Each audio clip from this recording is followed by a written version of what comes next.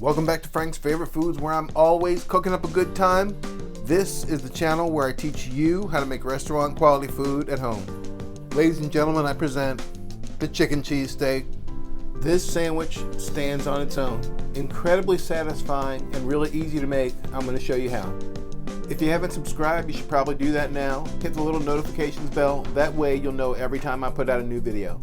Let's start by preparing 1 cup of thinly sliced yellow onion. Look at these tomatoes. I'm going to cut a few thin slices for the sub. Pardon this random diversion, but it occurs to me that I always eat lettuce, tomato, mayonnaise, and onion on my sub. My mother always ate lettuce, tomato, mayonnaise, and onion on her sub. And guess what my daughter likes on her sub? That's right, lettuce, tomato, mayonnaise, and onion. Wow, fascinating, huh? Let's get back to something more exciting, like cutting lettuce. This is iceberg lettuce. Unlike romaine or mixed greens, iceberg lettuce maintains its crunch. Caramelizing a little red pepper with the onion adds just a little hint of sweetness. While you can certainly use a thawed chicken breast, the one I'm using is partially frozen, making it much easier to cut thin strips. I really like the tender cheesesteak quality of the meat when it's prepared this way. Also, chunks of chicken would tend to fall out of your sub. The next step is to align the strips and then cut them thinly crosswise.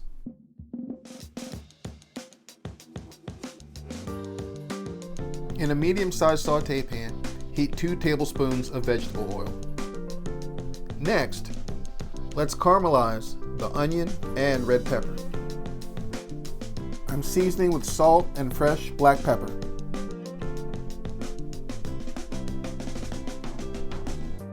Now that the onion is translucent, go ahead and add the chicken. This recipe contains one unusual ingredient. Feeling a bit too lazy to make my own seasoning mix, I threw in a big pinch of Chef Paul Prudhomes seafood magic, and it was friggin' on point. It's not blackened or spicy, it's just really good. Let's assemble the sandwich. FYI, I'm beginning with the perfect sub roll. Just a little bit hard on the outside and super soft inside.